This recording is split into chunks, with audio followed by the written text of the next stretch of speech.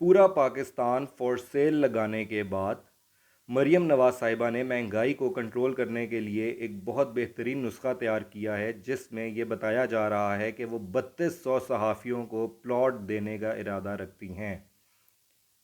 3200 सहाफ़ियों को प्लॉट दिए जाएंगे। ये ख़बर हर पाकिस्तान की ज़बान पर है इस वक्त, क्योंकि ये बात बहुत मशहूर हो चुकी हुई है। तो मैं आपको ये बता दूं कि महंगाई को कंट्रोल करने के लिए ख़बरों की हद तक असल में नहीं, ख़बरों की हद तक ये बेहतरीन इकदाम होने जा रहा है मरीम नवाज साहिबा की तरफ से, क्योंकि 3200 सहाफ़ियों को प्लॉट्स दिए जाएंगे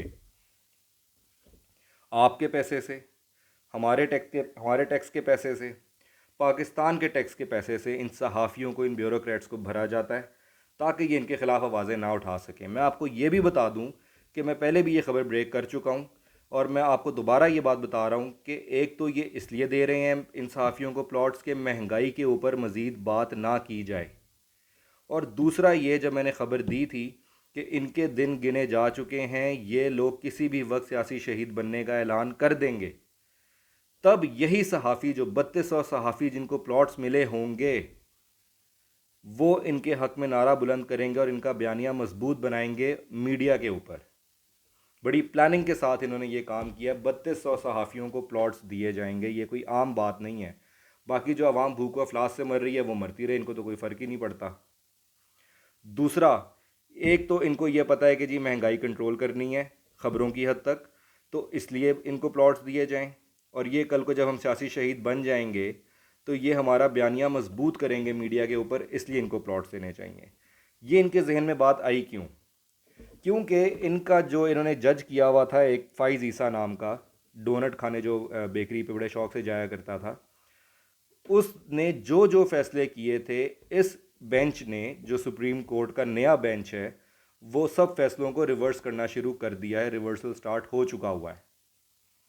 तो मैं आपको ये भी बता दूं कि हर फैसला रिवर्स किया जा रहा है। जो फैसलों में ब्लंडर मारे थे काजी फाइज ईसा ने, उन सब फैसलों को अब रिवर्स करना शुरू कर दिया गया है सुप्रीम कोर्ट की तरफ से। और मैं आपको ये भी बता दूं कि इनको ये भी पता है कि इमरान खान के ख़िलाफ़ किसी केस में कुछ नहीं निकला। मैंने पहले भी कहा था कि ये आईनी तरमीम इनके ऊपर उल्टी पड़ेगी। तो जब रिवर्सल्स होना शुरू हो गए तो इन्होंने सोचा कि अब सहाफ़ियों को अपने लिए बेहतरीन वॉल खड़ा करते हैं, हम लोग बेहतरीन सपोर्ट बनाते हैं, तो इनको प्लॉट्स देने चाहिए।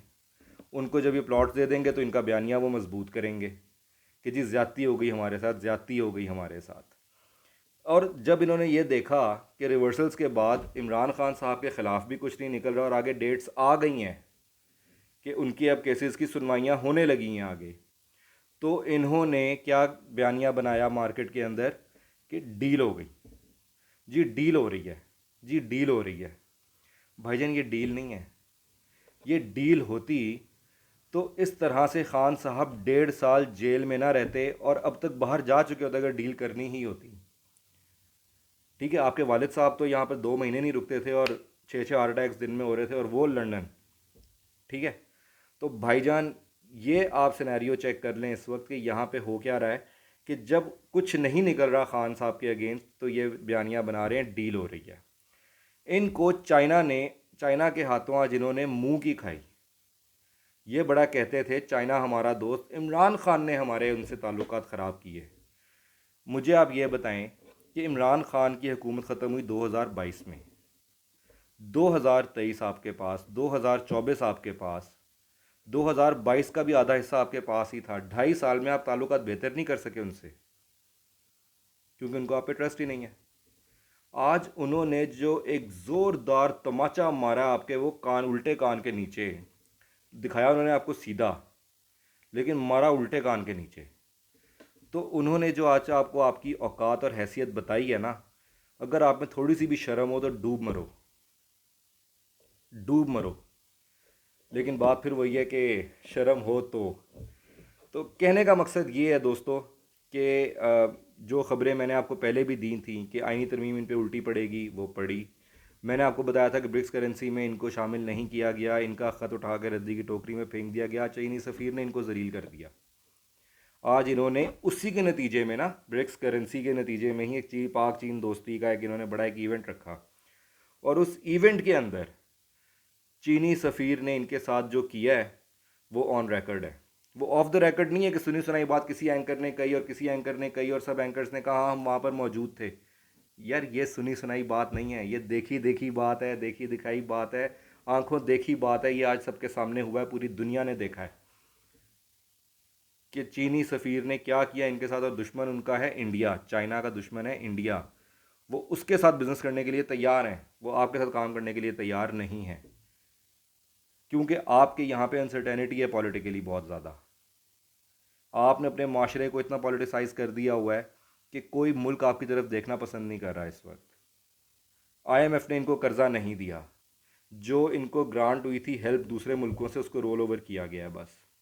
उस पर ये शोर डालकर बैठे हुए हैं। अगर इनको कर्जा मिल गया होता तो ये जिस तरह भाग भाग कर इस वक्त ये चीज़ें बेचने पे तुले हुए हैं पाकिस्तान के इदारे, ये कभी भी ना बेचते इन इदारों को।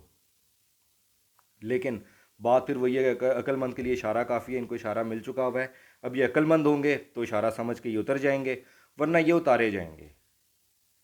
और नवाज शरीफ साहब ऑलरेडी पहुंच चुके हैं डोनाल्ड ट्रंप साहब के इलेक्शन कैंपेन का ख्वाब लेकर कि शायद इस तरह से मेरी कोई सेटलमेंट हो जाए।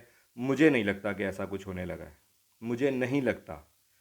क्योंकि मैं आपको ये बात बता दूं कि नवाज शरीफ साहब जब जब जहाँ जहाँ गए हैं वहाँ पे इन्होंने मुंह की खाई है, चाहे वो लंदन हो, चाहे वो यूएसए हो, चाहे वो इंडिया हो। ये इंडिया से भी बड़ी यारी लगाने जाया करते थे और वहाँ पे कहते थे कि कोई अल्लाह कहता है, कोई ईश्वर कह देता है। ठीक है, नाउज़ुबिल्लाह, कुरान में मौजूद है कि अल्लाह को अल्लाह कहो। ठीक है, बाकी अल्लाह की तारीफ़ें हैं, उसकी सिफतें हैं जो 99 नाम है, 99 नेम्स ऑफ अल्लाह। लेकिन ये ईश्वर भगवान ये चीज़ें कहीं नहीं हैं, तो खुदा का खौफ करें आप। और दूसरी बात यह है कि मरीम नवाज साहिबा को मुबारकबाद पेश करता हूँ कि जब तक वो सियासी शहीद नहीं बनते ये लोग, तब तक के लिए एक अच्छा इकदाम किया गया है 3200 सहाफ़ियों को प्लॉट्स देने का। आखिरी बात करूँगा, और बहुत ज़रूरी बात है खान साहब की रिहाई से रिलेटेड। खान साहब जल्द अवाम में होंगे इंशाल्लाह, लेकिन इजी इसलिए नहीं होना चाहिए क्योंकि पाकिस्तान तहरीक इंसाफ के पास डू और डाई सिचुएशन के अलावा अब कुछ भी नहीं है। जो अब जलसों का एक स्केजुअल आया है सलमान अकरम राजा की तरफ से, उसके ऊपर इम्प्लीमेंटेशन जब होगी तो आप लोगों को ज़रूर जाना चाहिए। पेशावर के जलसे में भी, कोयटा के जलसे में भी ये ज़रूरी है, इसलिए क्योंकि ये जलसे हो सकता है कि या तो पीटीआई के लिए या फिर पीडीएम के लिए उनके ताबूतों में आखिरी कील साबित हो। तो अल्लाह ताला हम सबका हामी और नासिर हो। ज़रूर ज़रूर पाकिस्तान के लिए दुआ करें, पाकिस्तान के लिए दवा करें, पाकिस्तान के लिए कोशिश करें, और ख़ान साहब की रिहाई के लिए भरपूर आवाज़ उठाते रहें, जो कि मुझे अल्लाह से पूरी उम्मीद है कि जल्द इंशाअल्लाह ख़ान साहब रिहा हो जाएंगे।